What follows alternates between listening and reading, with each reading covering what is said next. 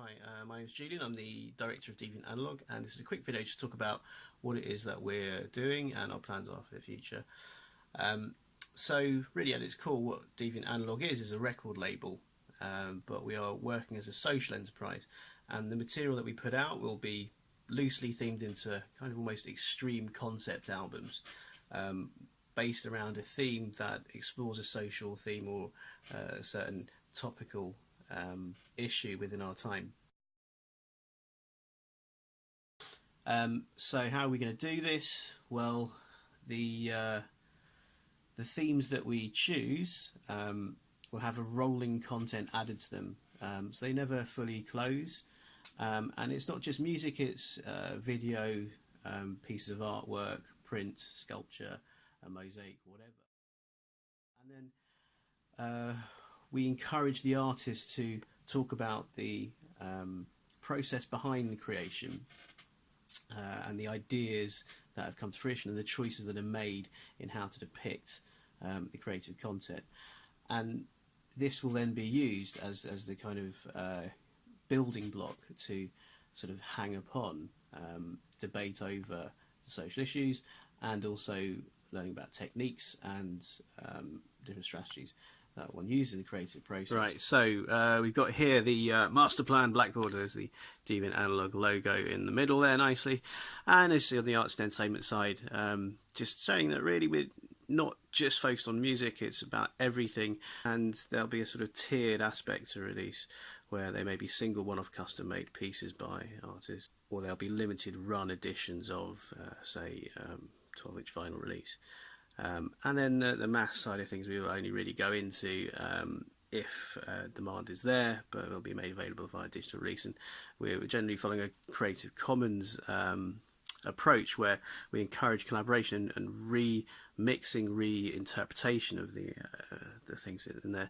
Partly related to that, we've got this phase 2, the education debate side of things, and so the aim behind this is to create a self-directed learning tool and encouraging self-reliance by our artists independently, and this focused engagement towards the neurodiverse. So what does this look like in practice? Well, we started off, the first project called Fear and Shame, and really that is based around asking the question of how is it that we can be looking at real horror in other areas of the world going on, and at the same time find that twisted round into this narrative of real fear about being invaded and our way of life being affected. And so within that kind of climate, how is it that we suddenly get to this stage where we can really dehumanize ourselves? What is it that leads up to that sort of focus?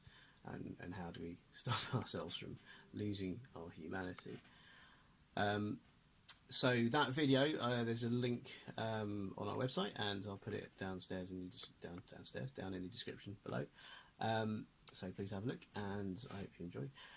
That will be added to in due course with a description by myself of the thoughts behind the videos and explanation of the actual clips and things we see. The aim of the video was actually not to give an opinion, but just to say, actually, these are what are being said, and people will take from it what they want. And part of this has been a bit of an experiment over the past sort of year or so, just to see what reactions you're getting posting within social media. So I posted links that not just on sort of the sort of refugee type groups, but also right-wing nationalist, Britain First, that kind of thing, and to see what people's reactions, see what they take of it, without sort of trying to dictate to anyone this is what you should be thinking. Okay, so a question that arises, I think it's entirely fair, is why am I doing this? What is the whole point of this? My background is I've been working within the independent music sector for about 20 years or so. I've run a couple of record labels, run parties, I've ended up doing plugging for national radio, and I've worked at all levels across the independent music industry, mainly within the DIY sector. So really this is very different from the major side of the industry, where a huge amount of money is spent on marketing and development to really target core groups of people to maximize sales. But the way that technology has democratized production and distribution has meant that the value of an individual revenue coming to the artist is massively reduced. And you see this with the debate over Spotify and various other streaming platforms, and how much money gets back to the artist, even though that's the major increase in consumption. Artists are struggling unless you're one of the few that are really up there.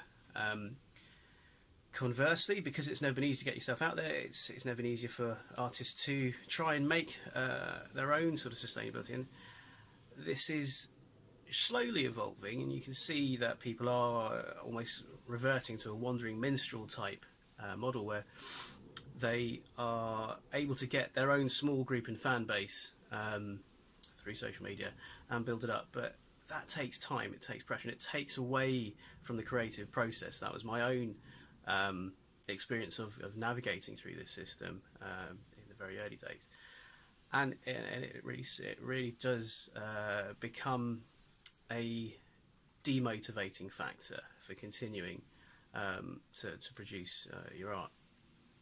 So what we are aiming to do is kind of fill that gap by helping to mentor people. And one of the things that I have found over the past 10 years is that my record labels and the music I produced have not by any means had any impact or commercial success. Yet at the same time, the things that have kept me motivated are little things, but being played on national radio and having a spiel by the DJ saying, explaining how you've created a new form of music. There's a bit of hype to that, but actually that's enough to keep you going and continue the work that you're doing. And I've had people come back 10 years later saying, "Oh, this the music and the release was for something for me that was commercially a complete bomb." Has impacted one or two people to go on to do greater things, and that is a really, really powerful thing to tap into. The model that we typically use within the music industry is one where a release is hyped and you expect the gross bulk of sales to be within a short time frame. Now this is disingenuous, because actually the validity of an individual piece is not down to the quality you're saying. It's really down to the fashion and what the timing of your release is like, and we get around that by the use of our release model being one there is no time frame, particularly they're rolling projects that are built upon continuously, and this aims to revalue material, so to not put a sell by date on it, so to speak, and putting it in the context of other work that supports it will then increase the value. There are other aspects such as making things more bespoke and custom, and really what we're effectively doing is elevating it, much like the fine art commercial sector does. What we hope to do is also, by acting as an agent to directly engage with the artists, is again get over this problem whereby the value that is perceived over time goes to the second-hand market and doesn't go back direct to the artist. And I think this is an important thing, again, because you need to encourage people to create content and to really push things and innovate forward and see things from a different perspective. Now, ultimately, this is something that we need to do with education and science in general. We live in times where there's never been more unprecedented knowledge access, and yet the gaps just keep increasing. And you see this in arguably in strains like the flat earth community and other sort of more esoteric viewpoints, should we say. That's not a dig at the flat earth community. People are entitled to believe what they want, and I'd encourage people to actually question everything that they're so that's the whole point behind what we do, but open dialogue and not completely debasing what other people are saying. So yeah, so the idea is that we want to, that there is already out there organically existing various entities that cover what all of this is about, but we're just amalgamating it together, really, and hopefully using that to drive a social reform and awareness of these very real factors that are causing inequality and disparity in society, which threatens to destabilise us ultimately. Why am I doing it? Well, because it needs to be done, and I might as well have a go. Okay, so if you were wondering how does the art side of thing fit in, well, these are as an example of some work done by a local artist to me called Carrie Reichardt. She's an emerging artist within a kind of craftivist movement. She works mainly with mosaics, and these are examples of pieces that I picked up that I felt were relatable to the Fear and Shame project that we got going. So what I'll be hoping to do is commission her to do some work. She's also done this sort of books and prints, so she has various little things that challenge the status quo and the images that we perceive. So the idea would be to sort of come up with something that fits in with the themes that we're doing, and then hopefully